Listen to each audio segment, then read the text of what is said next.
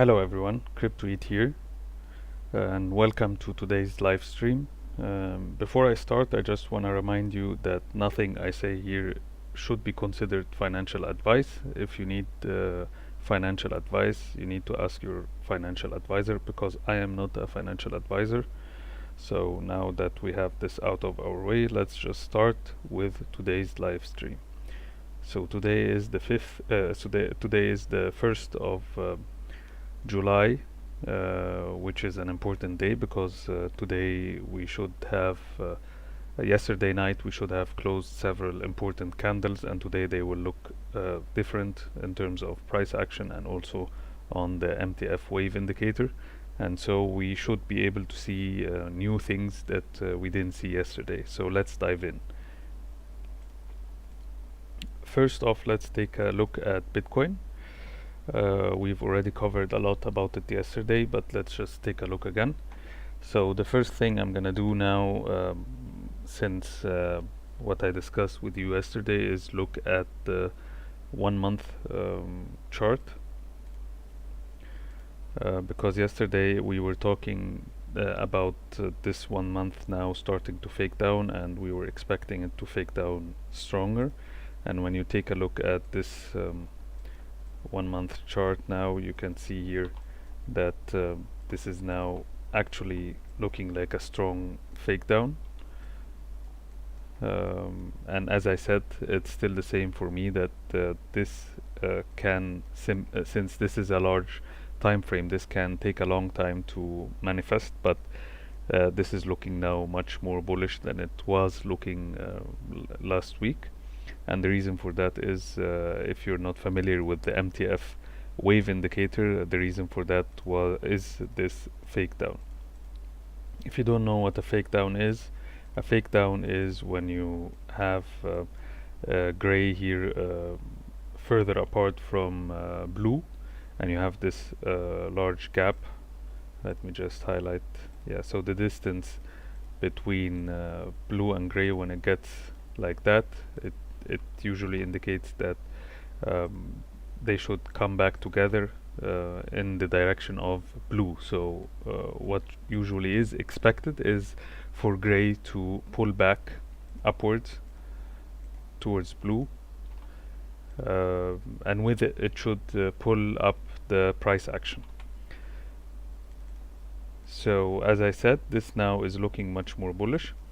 But in order to be able to time our next entry, we should know that this is gonna take some time to manifest, and this time should be usually within this current candle. This current candle is already in need, will take about 30 days to play out, and then the next candle and the one after. So we're talking about a range ranging anywhere between 0 days to 90 days.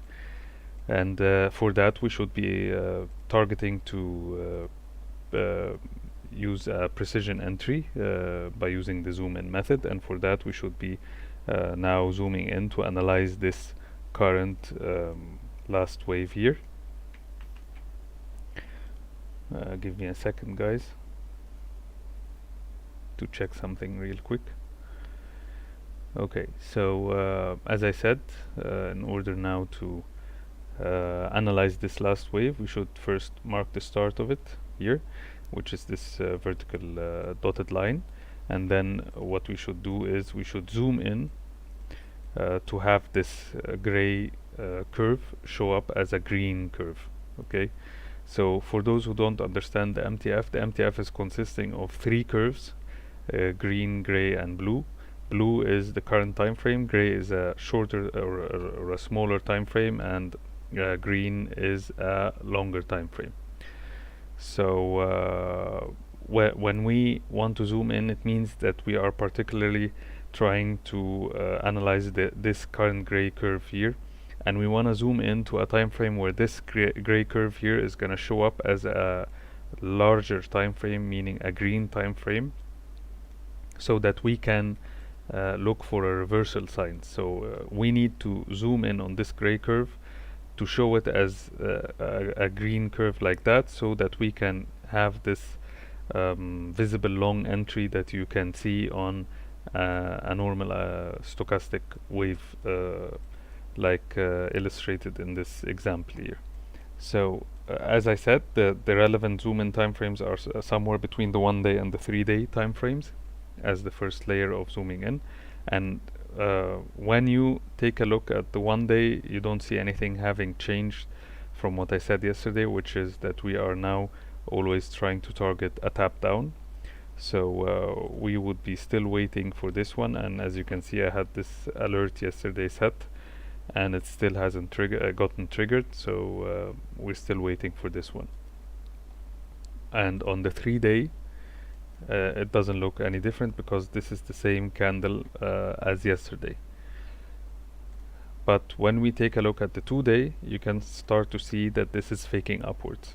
Okay, and when you try to paint a narrative between all the three current time frames that I mentioned, what you're going to end up having is that you should be expecting this fake up to pull back down, okay, and this gap to close, and with it you're gonna have yourself a potential entry when this gap closes here. So this is on the 2 day, and on the 1 day it's the narrative is the same, which is we should be targeting a tap down as well, and this tap down probably is gonna be a fake down. So on the 2 day it's gonna be more of a gap close of a fake up, and on the 1 day it's gonna be more of a fake down. So therefore we should be now trying to zoom in again. And to zoom in again, first let's mark the start of the wave that we want to analyze, I'm sorry.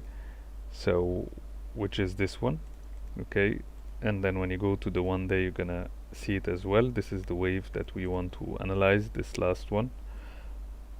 Let me just highlight it for you. This is the wave, okay, and now we want to zoom in for another time, and now the zoom in time frames are somewhere between the 2 hour and the 4 hour. And when you go to the 4 hour, you can see that this is still not showing reversal signs yet.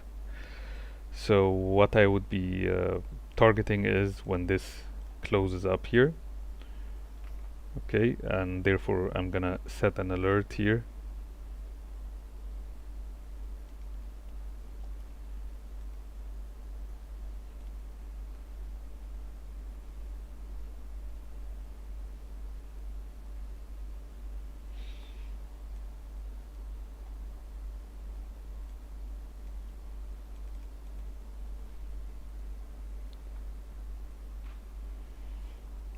And I'm gonna write to myself BTC 4 hour 2 day tap up, check for possible short entry, okay, and then I'm gonna set this at 80.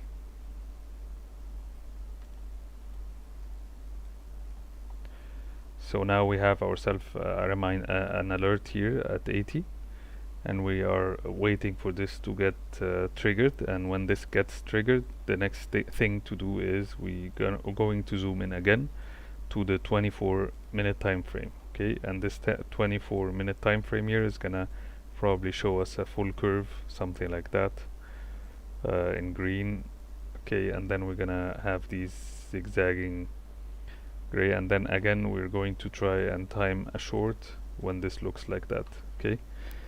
So that's it, I guess, for Bitcoin.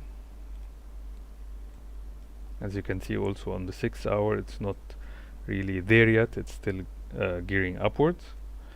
And on the 3 hour there's one possibility of this actually being like a divergence, because when you see here this is higher high, slightly higher or same height, and then here when you zoom in you have everything diverging. So this is now on blue diverging and on gray also diverging.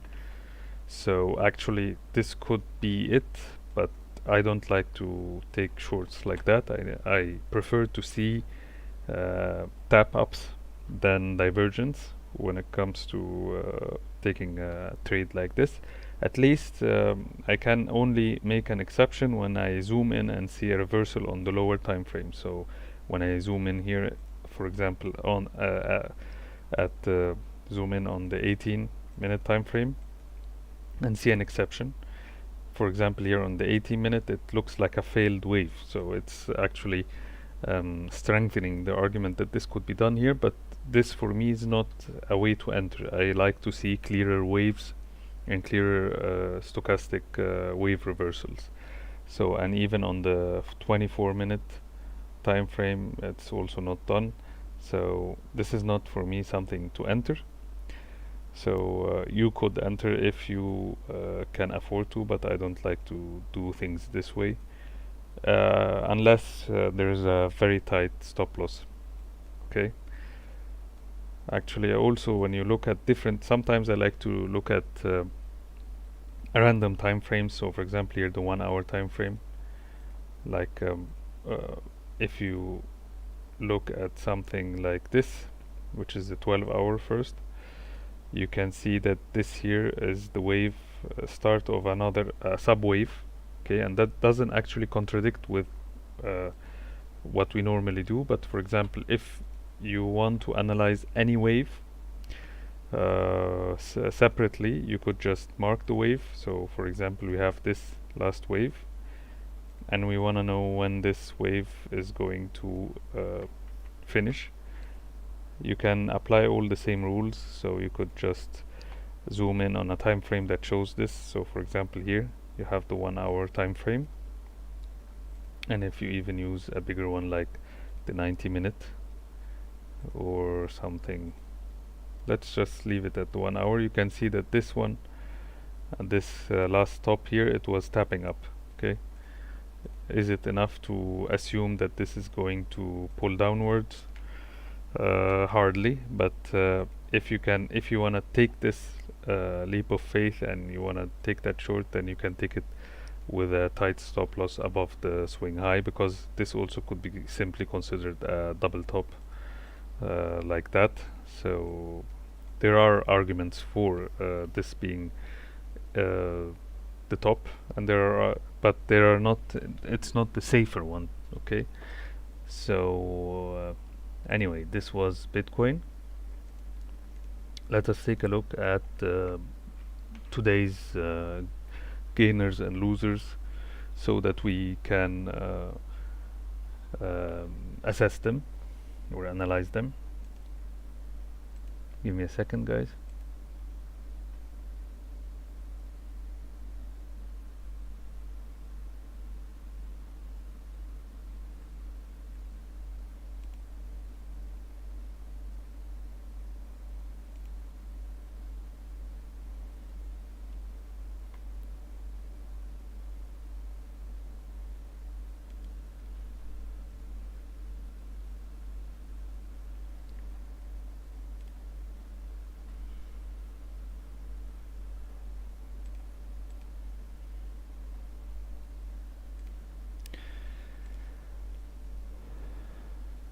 So, looking at the top gainers and top losers on Binance here, just give me a last second. Sorry, guys, I need to set something up.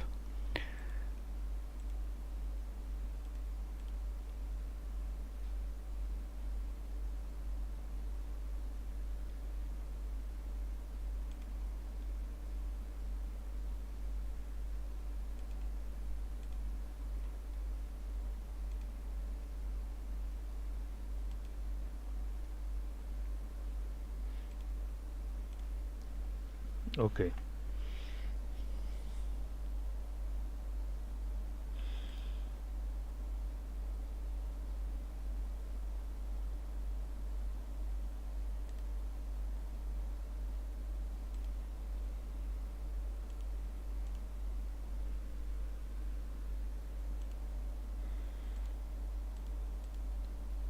So, I'm back looking at today's top gainers and top losers.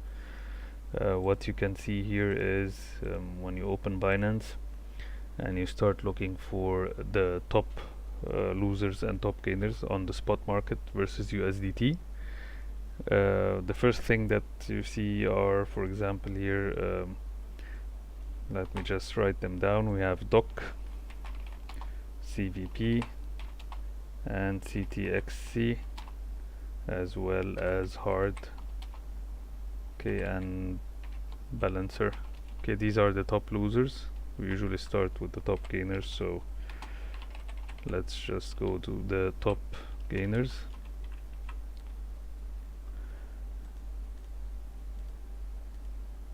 Okay, and then on the top gainers side we have MLN, ZRO, which we already talked about before, and Bonk, and True, as well as ASTR.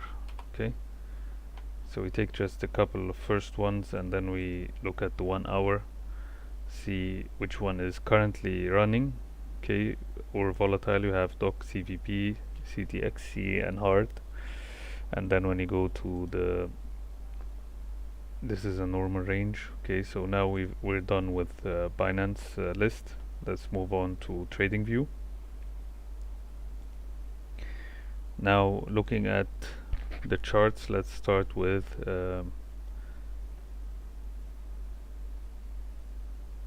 MLN.